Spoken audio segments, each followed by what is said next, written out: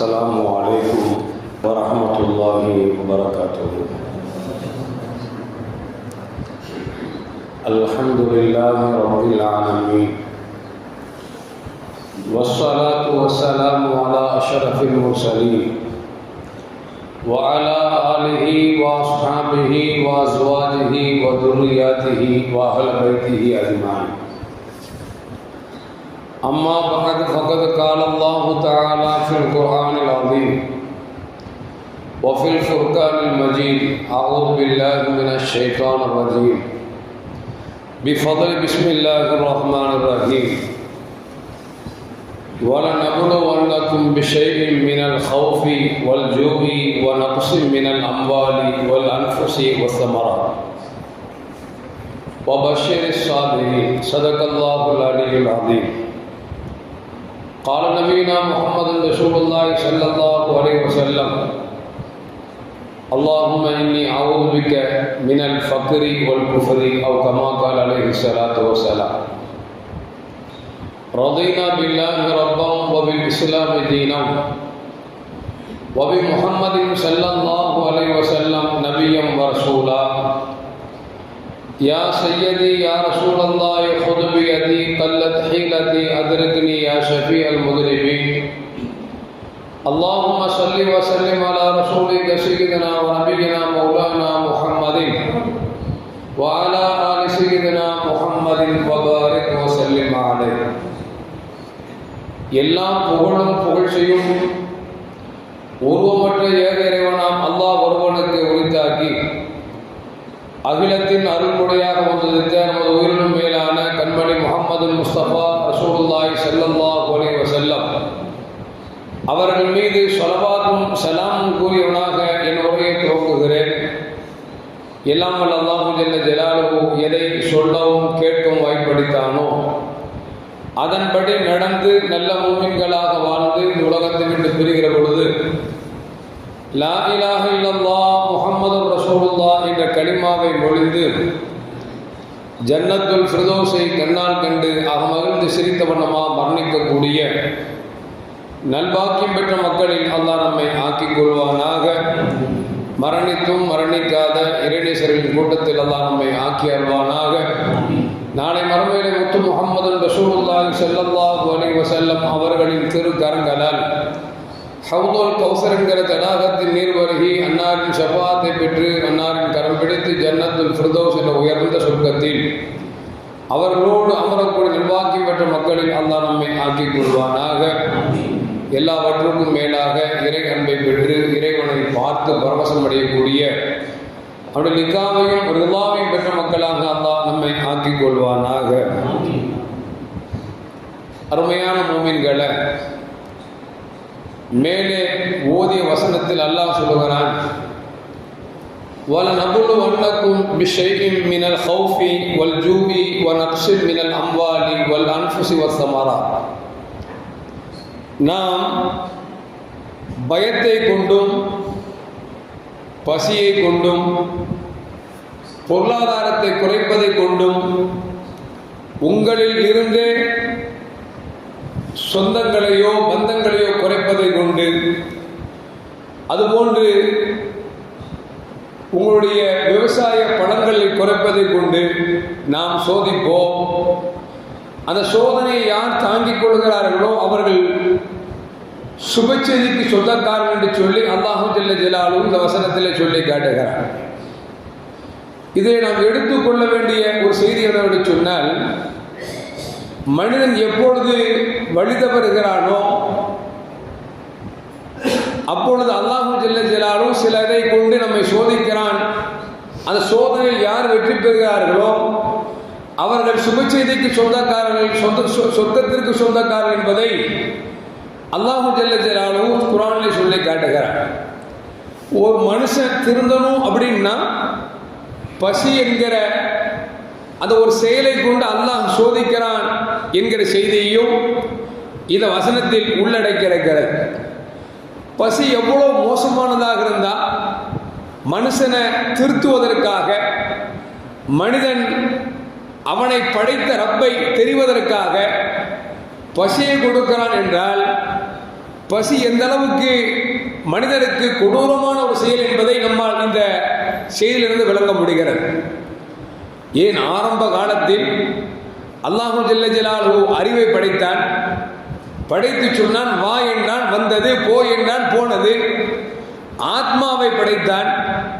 படைத்துவிட்டு போ என்றான், போனது. வா என்றான், வந்தது. கடைசியில் அறிவிடத்தில் கேட்டான், நான் யார் என்று கேட்ட பொழுது அறிவு சொன்னது, நீ தான் என்னை படைத்த ரப்பு என்று சொன்னது. ஆத்மாவை கூப்பிட்டு கேட்டான், நான் யார் என்று கேட்கிற பொழுது அந்த நான் தான், நீ தான் சொன்னுச்சு. அல்லாஹ் பார்த்தான், அறிவுக்கு இருக்கிற அறிவு கூட நஃப்ஸுக்கு இல்லையே. அறிவு நான் யார் என்று கேட்கிற பொழுது என்னை படைத்த ரப்பு என்று இறைவனை பார்த்து சொன்னது. ஆனால் ஆத்மாவோ நான் யார் என்று கேட்கிற பொழுது நீ தான், நான் தான் என்று சொல்கிறது என்று சொன்னால் இதற்கு புடம் போட வேண்டும், நல்ல ஒழுக்கத்தை கொடுக்க வேண்டும் என்று சொல்லி இறைவன் அதற்கு கொடுத்த தண்டனை என்னவென்று சொன்னால், பசி என்கிற அந்த ஒரு செயலை அல்லாஹ் செய்து கொஞ்சம் நாட்களாக அதற்கு பசியிலே போட்டான். பசி வாட்டி வதைத்தெடுத்தது. அதனுடைய ரூபங்கள் எல்லாம் சுருங்கி போய்விட்டது. ரப்பு நஃப்ஸை அழைத்தான். இப்பொழுது நான் யார் என்று தெரிகிறதா என்று கேட்டான். அப்பொழுது நஃப்ஸு சொன்னது, நீ என்னை படைத்த ரப்பு என்று சொன்னது என்று வரலாற்றில் எழுதப்படுகிறது. ஒரு மனிதனை திருத்த வேண்டும் என்று சொன்னால் பசி என்பது இருக்கிறதே, அது மிக முக்கிய பங்கு வகிக்கிறது என்பதால் தான் அல்லாஹு ஜல்ல ஜலாலுஹு சோதனை கொடுக்குகிற பொழுது நாம் பசியை கொண்டு நாம் சோதிப்போம் என்று சொல்லுகிறார். பசி எந்த அளவுக்கு மோசமானது அப்படிங்கிறது நம்மால் விளங்க முடிகிறது. அருமையான முஃமின்களே, தமிழ் ஒரு பழமொழி சொல்வார்கள், பசி வந்தால் 10ம் பறந்து போகும் என்று சொல்வார்கள். பசி வந்தால் 10ம் பறந்து போகும் என்று சொன்னார்கள். அப்படின்னா காக்க, குருவி, கழுகு பறந்து போதா? 10ம் பறந்து போகும் என்று சொன்னால் அதற்கு என்ன விளக்கம் என்பதை நமக்கு மேன்மக்கள் நமக்கு சொல்லித் தருகிறார்கள். பசி வந்துருச்சுன்னா தன்மானம் உள்ளவன் மானத்தை விட்டு விடுவான். தன்மானம் உள்ளவன் யார்கிட்டயாவது கையெழுந்து நினைக்கிறான் வச்சுங்களேன், அவன் கையெழுந்த மாட்டான். எப்போ அப்படின்னா வயிறு நிறைய சாப்பாடு இருக்கும் பொழுது. பசியாகிவிட்டது என்று சொன்னால் அவன் தன்மானத்தை இழந்து அவன் கை நீட்டக்கூடிய ஒரு சூழ்நிலைக்கு தள்ளப்பட்டு விடுகிறான். இது ஒன்று. ரெண்டாவது, குலம். நம்ம யார் அப்படின்னா நம்ம குடும்பம், இந்த ஊரில் பேர் வாங்கின குடும்பம் அப்படின்னு இருப்பாங்க. பசி வந்துருச்சுன்னு வச்சுங்களேன், கஷ்டம் வந்துருச்சு அப்படின்னா குலப்பெருமை எல்லாம் விட்டு விட்டு அவன் சாதாரண பிச்சைக்காரனாக மாறிவிடுவான். இது இரண்டாவது. மூன்றாவது, கல்வி. பசி வந்துருச்சு அப்படின்னா படிச்சவனாச்சே, மேதாவியாச்சே அப்படிங்கிற சிந்தனைலாம் இருக்காது. படிக்காதவனை போன்றவன் மாறிவிடுவான். நான்காவது, வலிமை. வலிமை இருந்தாலும் கூட பசி வந்துருச்சு வச்சுங்களேன், வலிமையற்று போய் விடுவான். அதுபோன்று அறிவும் அப்படித்தான். பசி வந்து விட்டால் அறிவு வேலை செய்ய சொல்லுவாங்கல்ல, சில பேர் தப்பு செஞ்சிட்டாங்கன்னா நான் பசியில் என்ன செய்யறேன்னு எனக்கு தெரியல அப்படிம்பாங்க. இது அஞ்சாவது. ஆறாவது, தானம். பிறருக்கு கொடுத்து உண்ண வேண்டும் என்கிற எண்ணம் உள்ளவன் கூட பசி வந்து விட்டால் தன் பசியை போக்க வேண்டும் நினைப்பானே தவிர பிறருக்கு தானம் கொடுக்க வேண்டும் என்கிற எண்ணம் அவனுக்கு இருக்காது. அது மட்டுமல்ல, அருமையான உண்மையிலே ஏழாவது, தவம். இறைவனை வணக்கம். பசி வந்துருச்சு வச்சுங்களேன், அவனுக்கு பசியில வணக்கம் தெரியாது. அதனால மார்க்கம் சொல்லுகிறது, ஒரு தட்டில் உனக்கு முன்னால் உணவு இருக்கிறது, உன் வயிற்றில் பசி இருக்கிறது, தொழுகை நேரம் வந்துவிட்டால் தொழுகையை நிறைவேற்ற வேண்டுமா அல்லது பசியை போக்க வேண்டுமா என்று சொன்னால் மார்க்கம் சொல்லுகிறது, முதல் பசியை போக்கி அதற்கு பிறகு இறைவனை வணங்க என்று சொல்லுகிறது. ஏனென்று சொன்னால் பசியோடு ஒருவன் இறைவனை வணங்கினான் என்று சொன்னால் அவனுக்கு வணக்கம் எல்லாம், சிந்தனை எல்லாம் பசியில் சாப்பாடு இருக்கிறது என்ற எண்ணம் தான் வருமே தவிர இறை சிந்தனை குறைந்து போய்விடும். எனவேதான் சொல்கிறார்கள், தவமும் அப்படித்தான். பசி வந்தால் தவம் பறந்து போய்விடும் என்று சொல்வார்கள். ஒழுக்கம் உள்ளவன் பசி வந்து விட்டது என்று சொன்னால் ஒழுக்கமற்றவனாக மாறிவிடுவான். அதுபோன்ற உயர்ந்த எண்ணங்கள் இருக்கக்கூடியவர்கள் பசி வந்து விட்டது என்று சொன்னால் அவர்கள் தாழ்ந்த எண்ணத்திற்கு போய்விடுவார்கள்.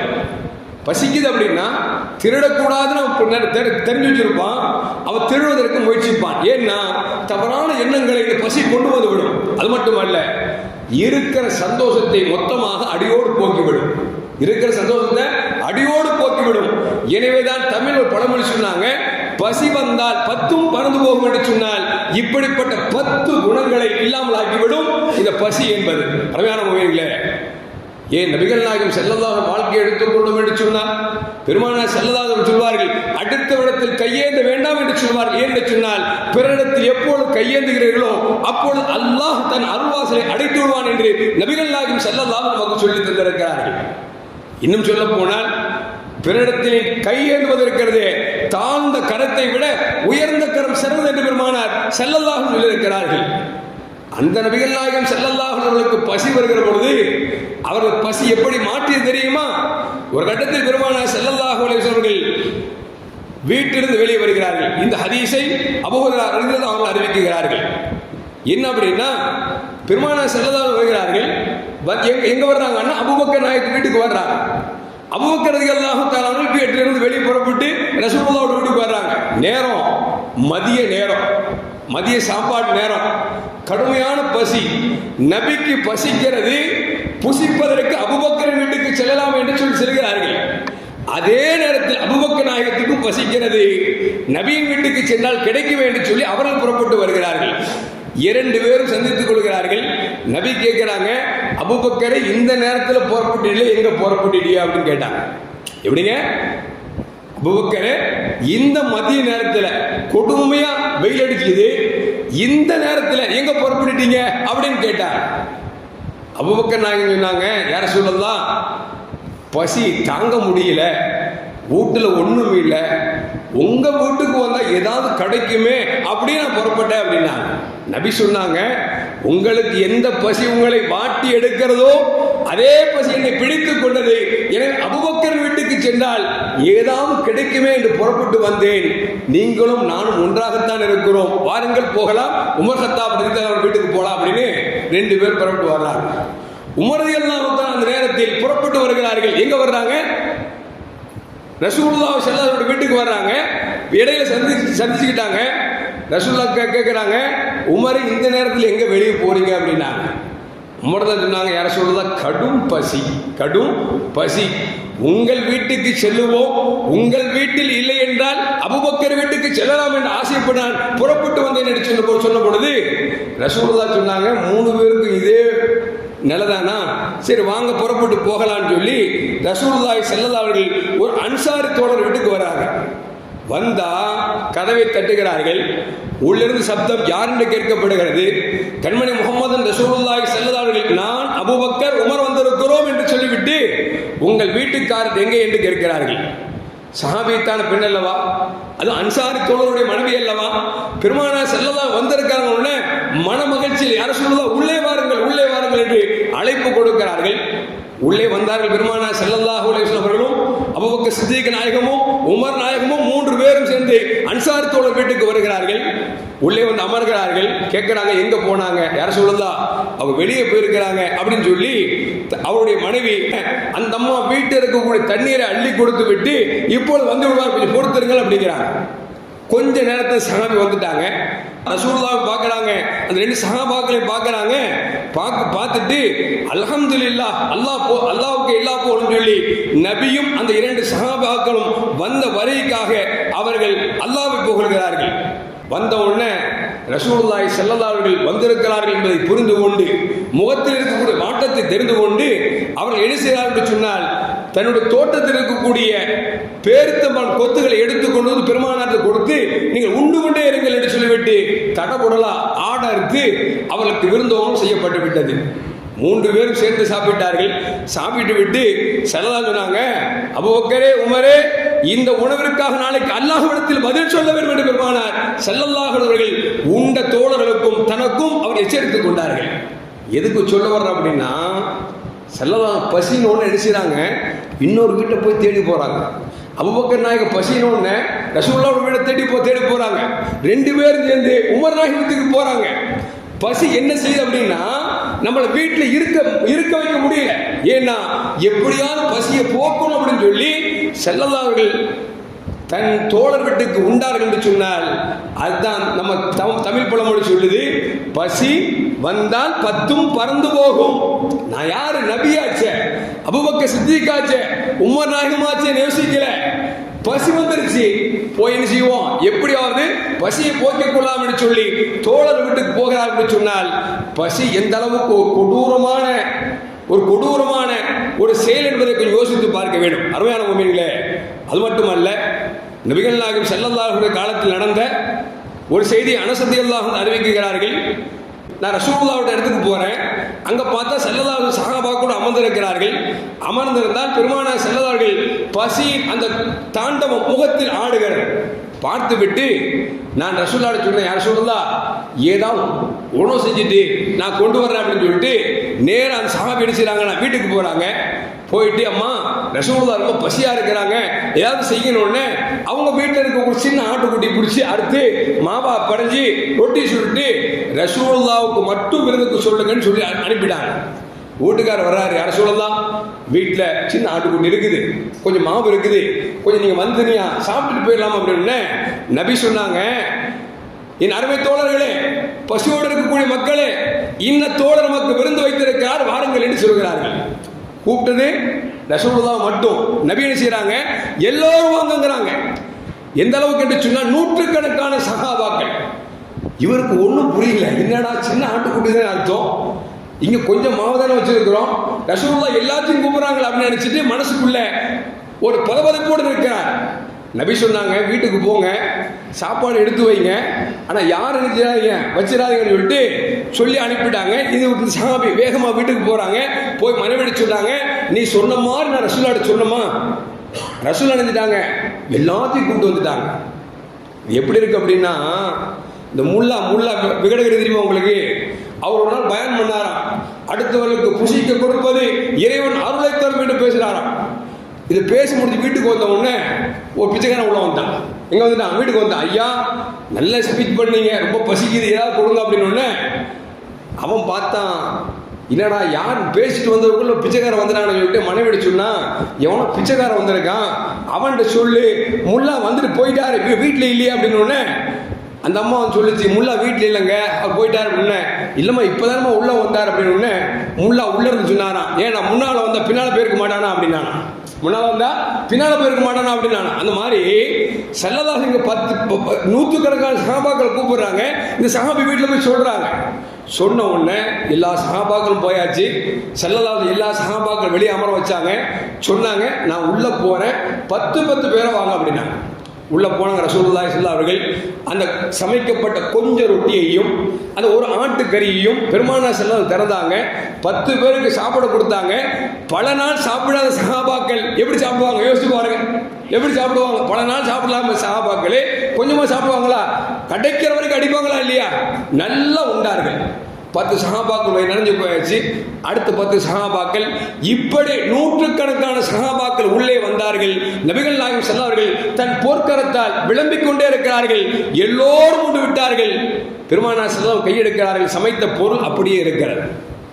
இங்க 2 விஷயம் என்ன அப்படின்னா, நபியின் கரத்திற்கு அல்லாஹ் கொடுத்த அந்த மோஜிசா என்ற ஆற்றல்.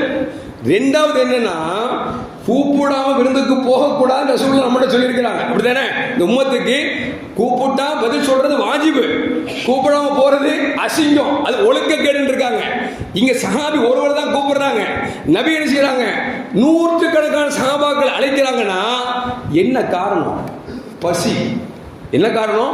நபிகள் நாயகம் ஸல்லல்லாஹு அலைஹி வஸல்லம் அல்லாஹ் எடுத்து வைக்க வரக்கூடிய ஆற்றலை கொடுத்தாலும் கூட இங்க நம்ம என்ன விளங்கணும் அப்படின்னா, பசி செய்த பாடு என்ன அப்படின்னா, நூற்றுக்கணக்கான சஹாபாக்களையும் அழைத்துக் கொண்டு நபிகள் நாயகம் ஸல்லல்லாஹு அலைஹி வஸல்லம் விருந்தோம்பல் கொடுக்குறாங்கன்னா பசி இந்த அளவுக்கு மோசம் அப்படிங்கிறத நம்மால் விளங்க முடிகிறது. அருமையான முஃமின்களே, அதனால தான் சொல்லுவாங்க, பாரதி சொல்லுவாரு, தனி ஒருவனுக்கு உணவு இல்லை என்று சொன்னால் ஜகத்தினை அழித்து விடுவோம் என்று சொல்லி பாரதி சொன்னா. என்ன காரணம் அப்படின்னா, ஒரு ஆண் உலகத்தில் பசுவோடு இருந்து விடக்கூடாதுங்க அப்படிங்கிறத மேன்மக்கள் நமக்கு அழகாக சொல்லி தந்தார்கள். கண்மணி முஹம்மது ரசூலுல்லாஹி ஸல்லல்லாஹு அலைஹி வஸல்லம் சஹாபாக்கள் கேட்டாங்க, அய்யுல் அமாலி அஹப்பு இலல்லாஹ், அல்லாஹ்ட்ட அவனுக்கு பிடிச்சமான அமல் எது என்று கேட்கிற பொழுது நபிகள் நாயகம் ஸல்லல்லாஹு அலைஹி வஸல்லம் முதல் வார்த்தை துதைமு தாம், பசித்தவனுக்கு உணவு கொடுப்பது என்றார்கள் நபிகள் நாயகம் ஸல்லல்லாஹு அலைஹி வஸல்லம். ஏன்னா பசி மனுஷனை மாத்திருங்க, பசி மனுஷனை மாத்திரும். இன்னைக்கு அதிகம் திருடு நடப்பதும், அதிக விபச்சாரம் நடப்பதும் இன்றைக்கு எதனால் அப்படின்னா பசியின் கொடுமையால் தான் நடக்கிறது அப்படிங்கிறதுல இந்த மாற்று கருத்துமா இல்ல. ஏனென்று சொன்னால் உமர் கத்தாப் ரலியல்லாஹு அன்ஹுடைய ஆட்சி காலத்தில் ஹிஜ்ரி 18 பெரிய பஞ்சம், மக்காவில் முதல் பஞ்சம் வந்துருச்சு.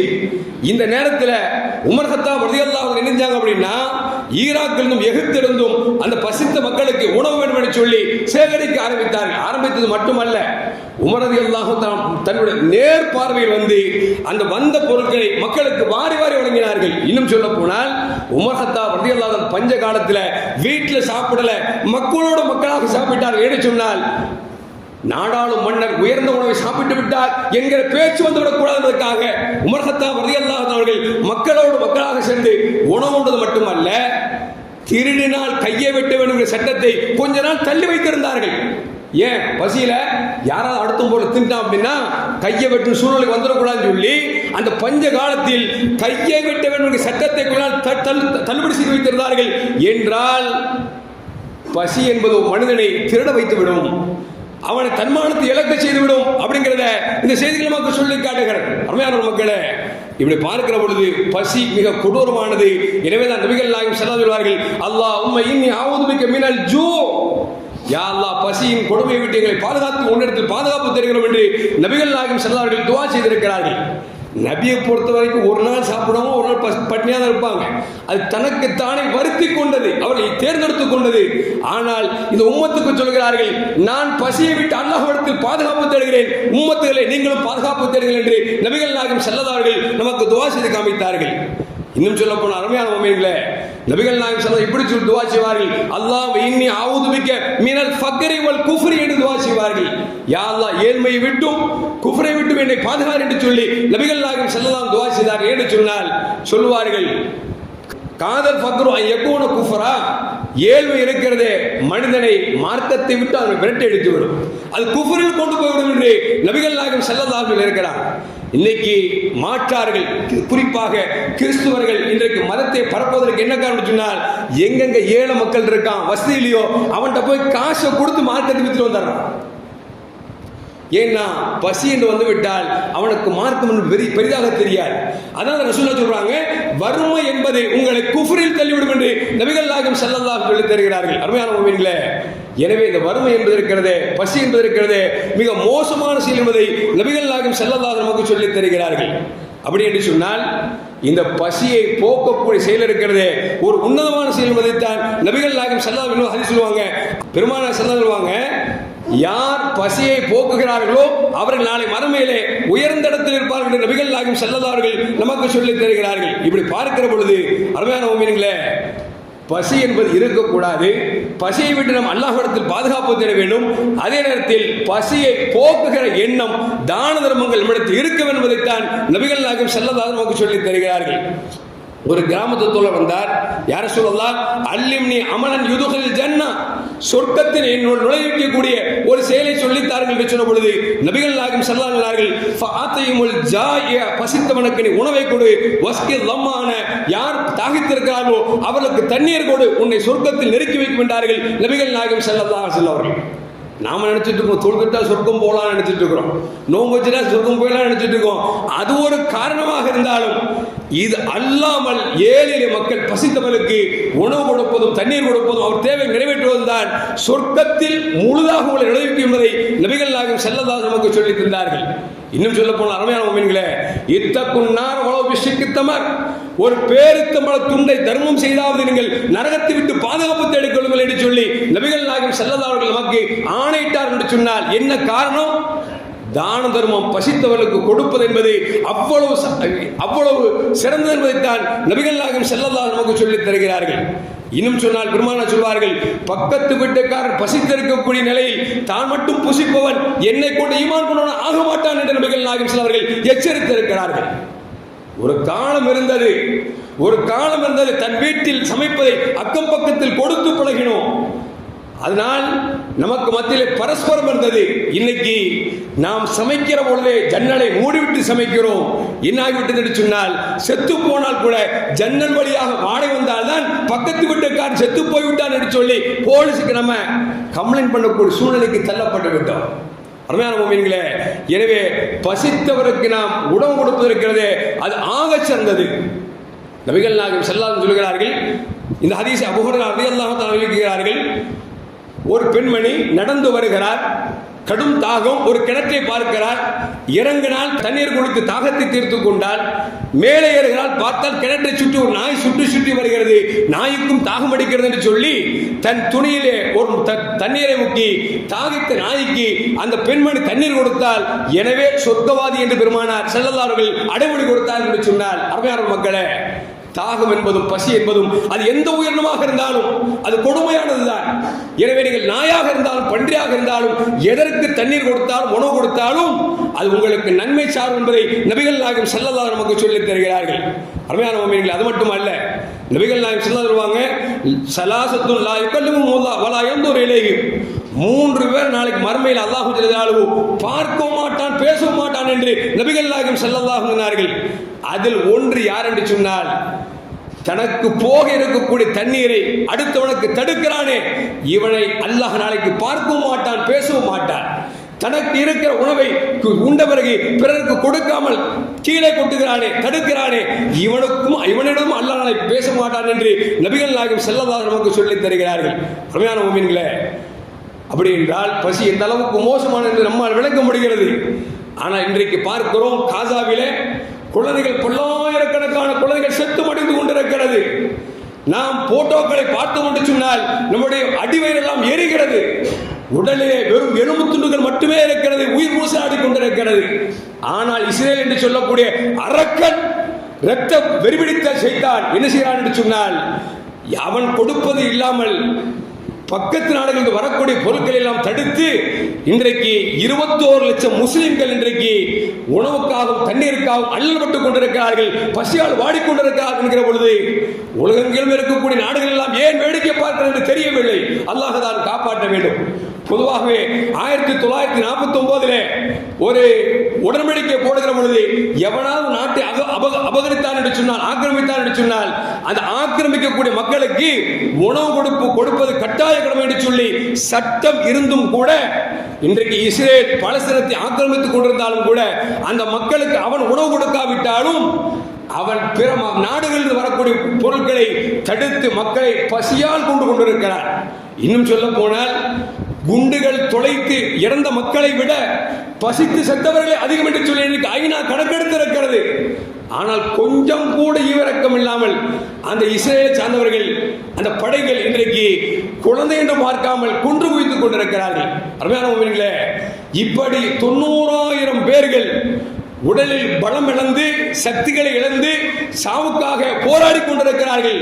அதிலும் குறிப்பாக ஒரு மாதத்திற்குள்ளாக மட்டும் கிட்டத்தட்ட 1500 குழந்தைகள் செத்து மடிந்திருக்கிறார்கள் என்கிற பொழுது நமக்கெல்லாம் மிக வேதனையாக இருக்கிறது. அல்லாஹ் காப்பாற்ற வேண்டும். அவர் சொல்லுகிறார்கள், எல்லா நாடுகளுக்கும் நாங்கள் பழத்தை விளைவித்து எல்லா மக்களுக்கும் நாங்கள் அனுப்பி கொண்டிருந்தோம், இப்போது எங்களுக்கு ஒரு முட்டை கூட சாப்பிடுவதற்கு எங்களுக்கு வழி இல்லாமல் போய்விட்டோமே என்று வருத்தப்படுகிறார்கள், அல்லப்படுகிறார்கள் என்று சொன்னால் அல்லாஹ் காப்பாற்ற வேண்டும். ஒரு கவிஞர் எழுதுகிறார், வறுமைக்காக நாங்கள் சாப்பிட்டதை விட வறுமை எங்களை சாப்பிட்டதுதான் அதிகம் என்று சொல்லி ஒரு கவிஞர் எழுதுகிறான் என்று சொன்னால், அருமையான மூமின்களே, நம்முடைய ஈமானிய சொந்தக்காரர்கள் இன்றைக்கு தன்னுடைய நாட்டை பாதுகாப்பதற்காக, ஏன் இன்னும் சொல்ல போனால் இஸ்லாத்தின் 3வது பள்ளியாக இருக்கக்கூடிய பைத்துல் மக்தஸை பாதுகாப்பதற்காக தங்களை இழந்து, தங்கள் நாடுகளை இழந்து, தங்கள் பொருளாதாரத்தை இழந்து கடைசியில் இன்றைக்கு பசியால் வாடிக்கொண்டிருக்கிறார்கள் என்கிற பொழுது நாம் கொஞ்சம் யோசித்து பார்க்க வேண்டும். நாம் எல்லாம் கொடுத்து உதவ முடியாவிட்டாலும் கூட இருக்கிறோம் என்று நாம் துவா செய்ய வேண்டும். நம்மகிட்ட என்ன பழக்கம் அப்படின்னா, ஏதாவது பெரிய சண்டை சச்சரவு அப்படின்னா உடனே அடிச்சோம், பலஸ்தீன் அப்படின்னா ஆமீன் சொல்றோம். அந்த 2 நாள் முடிஞ்சு செய்தி வரல அப்படின்னா நம்ம வேலையை பார்த்துட்டே போயிட்டு இருக்கோம். ஆனால் அங்கு ஒவ்வொரு நொடிகளும் ஒவ்வொரு நிமிஷங்களும் அங்கு மனிதர்கள் உணவில்லாமல் மடிந்து கொண்டிருக்கிறார்கள் என்கிற செய்தி வருகிற பொழுது நமக்கெல்லாம் கஷ்டமாக இருக்கிறது. அல்லாஹ் தான் காப்பாற்ற வேண்டும். அருமையான முஃமின்களே, அப்படி பார்க்கிற பொழுது போன மே 21 ஜூலை 27க்குள்ளாக கிட்டத்தட்ட 1026 பேர்கள் பட்டினியால் இறந்திருக்கிறார்கள் என்பதை நமக்கு ஐநா சொல்லி காட்டுகிறது. அதிலும் அதிகமாக 5 வயதுக்கு உட்பட்ட குழந்தைகளை செத்து மடிந்திருக்கிறார்கள் என்பதையும் நமக்கு தகவல் சொல்லி காட்டுகிறது. அருமையான முஃமின்களே, அப்படி பார்க்கிற பொழுது இந்த இஸ்ரேல் என்று சொல்லக்கூடிய அரக்கர்கள் அவர் எவ்வளவுதான் அவர்கள் அடிபட்டாலும், எத்தனை பேர்கள் அவர்கள் செத்து தொலைந்தாலும், ஆனால் அவனுடைய உள்ளமெல்லாம் என்ன அப்படின்னா, அடுத்தவனை கொன்று குவிக்க வேண்டும், தான் சுகமாக இருக்க வேண்டும் என்கிற எண்ணம் அவனுக்கு அதிகம். எனவேதான் அவன் இவ்வளவு சச்சரவு செய்கிறான். இன்னும் சொல்ல போனா, குழந்தைகள்லாம் பசியால் உட்கார்ந்துட்டு இருக்கிறாங்க, சாப்பிடாம உட்கார்ந்துட்டு இருக்காங்க, செத்து போயிட்டு இருக்காங்க. இந்த நேரத்தில் இஸ்ரேல் என்ன செய்யுது அப்படின்னா, ஒரு லாரி நிறைய உணவு பண்டங்களை அனுப்புகிறான். எப்படி அப்படின்னா, உணவு பண்டம் என்று எழுதிவிட்டு அந்த பிள்ளைகள் எல்லாம் பசியால் வேகமாக ஓடி சென்று அதை திறந்து பார்க்கிறார்கள். வெறும் மணல் மூட்டையை வைத்திருக்கிறார் என்று சொன்னால் எவ்வளவு கேடுகட்ட பயனாக யோசிச்சு பார்க்கணும். இவனுக்கு போய் அமெரிக்காவும் ஐக்கிய நாடுகளும் இன்றைக்கு சப்போர்ட் செய்கிறது என்று சொன்னால் இவன் எவ்வளவு மோசமா இருக்கும்னு யோசிச்சு பார்க்கணும். குழந்தைங்க பசியோடு இருக்கிற போல உணவு கொண்டு வருகிறது, வேகமாக சென்று அதை கிழித்து பார்க்கிற பொழுது வெறும் மண் என்று சொன்னால் பச்சளம் மண்ணுக்கு என்ன தெரியும் என்பதை கொஞ்சம் யோசித்து பார்க்க வேண்டும். அருமையான முஃமின்களே, இப்படி காசாவிலே இருக்கக்கூடிய மக்கள் எல்லாம் மிக கஷ்டப்பட்டு கொண்டிருக்கிறார்கள்.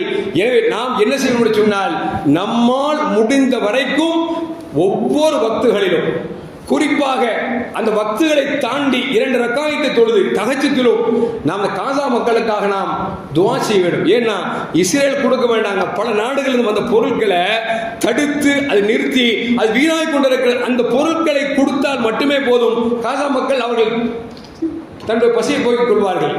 ஆனால் இவனுக்கு என்ன அப்படின்னா, இந்த பசியால கொன்னு இந்த மக்களை ஒன்றுமில்லாமல் ஆக்க வேண்டிய திட்டமிட்டு இருக்கிறான்.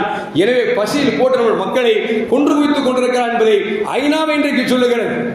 ஐநாவே சொல்லுது, இஸ்ரேல் செய்யக்கூடிய செயல்பாடுகள் எதுவும் சரியில்லை என்று சொல்லுகிறது. ஆனால் யாருக்கும் கட்டுப்படாமல் ஒரு மிருகத்தனத்தோடு வாழ்வதால் அவனை யாரும் ஒன்றும் செய்ய முடியவில்லை. ஈரான் அடிச்சாடி எப்படி இருக்கும்னா, ஒரே இதில் மொத்தமாக தோம்சம் பண்ணியிருக்கணும்.